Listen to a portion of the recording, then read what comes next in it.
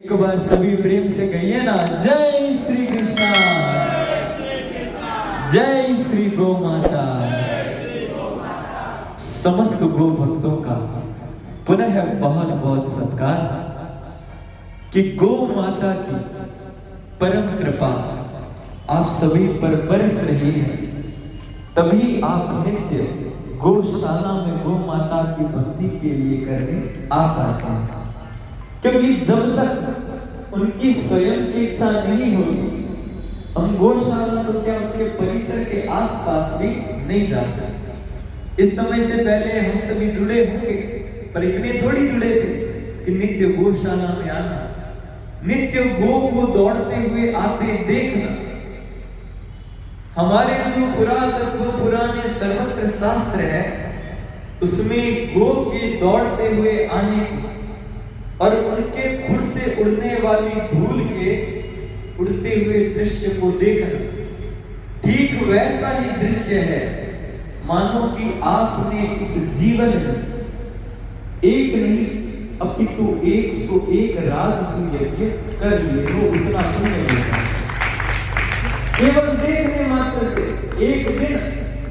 और हम तो इतने समय से देख रहे, अभी हमें पता नहीं लग रहा कि हम अपने जीवन की कौन सी बाधाओं को काट रहे हैं, क्योंकि भगवान समस्या का समाधान तब करता है जब समस्या वास्तविकता में होती है। हमने जो सोच रखी है वो समस्याएं नहीं, जब वास्तविकता में समस्या आती है और हमारे पास कोई समाधान नहीं होता, तब इन पुण्यों का फल हमें उन समस्याओं के समाधान के रूप में मिल जाता है। क्योंकि समस्या तो हर किसी के जीवन में सबके अलग अलग प्रकार की, किसी के जीवन में बंगला चाहिए, घर। अब हम तो देखिए कि मेरा ये तो बहुत बड़ा भाग्य मानूंगा कि बीकानेर छोटी काशी में जन्म मिला, पर दुर्भाग्य ये रहा कि शहरीकरण में जन्म हो गया। क्योंकि मन रहता है कि घर के आगे बाकड़ में बहुत सारी गायें, उसमें पेड़ पौधे, तब तो मन लगे। क्योंकि जो उस प्रकृति से जुड़े हुए रहते हैं ना, वो कभी बीमार नहीं पड़ते। कोरोना रोग आया ना, भारत में शहर के शहर बीमार हुए, पर गांव के लोगों को उस बीमारी ने इतना नहीं जकड़ा। क्यों नहीं जकड़ा? क्योंकि वो सभी के सभी गो की सेवा के जुड़े थे, वो सभी के सभी पूरी की पूरी प्रकृति से जुड़े थे। गांव के व्यक्ति को वो 5 किलोमीटर भी पैदल चल रहे हैं, और हम यहाँ से अगर घर की भी जाने की दूरी तय करें ना, तो शायद बीच में हमें 2 बार बैठना पड़ जाए, इतनी स्ट्रेंथ नहीं। क्योंकि हमने अपना रहन सहन, खान पान सारा का सारा बदल लिया। जब तक वो हमारा सही नहीं होगा, वो हमारा स्वस्थ नहीं होगा, तो भला हमारा शरीर कैसे निरोगी रहेगा।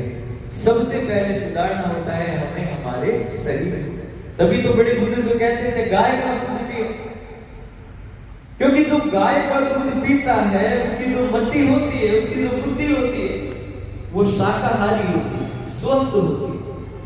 भैंस का दूध जो होता है वो लगभग पहलवान लोग पीते हैं, क्योंकि उनको वैसी स्ट्रेंथ चाहिए होती है, वैसा शरीर बनाना होता है, वैसी उनकी वृद्धि होती है, वैसी उनकी बुद्धि होती है। पर हमारे शास्त्र में गाय का दूध पीने के लिए कहते हैं, क्योंकि अमृतम दुग्धो एवं गोदुग्धम उच्यते, कि गाय का दूध ही अमृत के समान है। और कैसे नहीं है? अमृत वही तो है जो हमें जीवन देता है। हमारे घर का हर काम किससे होता है? दूध से होता है, दही से होता है, घी से होता है, तो वो तो हमारे लिए अमृत है। और उस गाय का नित्य दर्शन करना, मानकर चलिएगा आपको स्वर्ण का खजाना मिल गया है। तो ऐसा पुण्य आप सर्वत्र को नित्य गो भक्ति करके मिलता है ना, तो ये मानिएगा कि पूर्वजों का भी आशीर्वाद है, और कहीं ना कहीं आपके पुण्य भी कार्य कर रहे हैं। तो बार बार उस भगवान को धन्यवाद दिया कीजिए। कभी ऋषिकेश और जाओ ना, तो वहां पर देखना एक ही लाइन लिखी है, और मैं कहता हूँ आप बस वो एक लाइन पकड़ लो, आपका कल्याण हो जाएगा। हे नाथ, हे मेरे नाथ, मैं आपको कभी भूलूं नहीं, ऐसी कृपा आप सदैव मुझ पर बनाए रखना। जीवन में इस लाइन को अपना लो, सारा का सारा कल्याण हो जाएगा। तो अपना मन उसके प्रति एकदम न्यौछावर कर।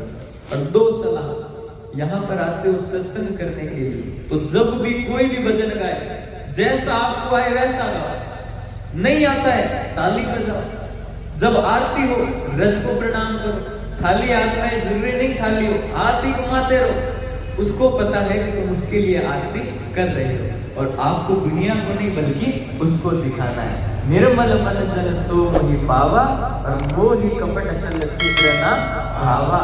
निर्मल मन से पुनः नित्य की भांति हमारी गौ माता की भक्ति हम करेंगे। जीवन से मिटानी हो तृष्णा तो प्रेम से बोलो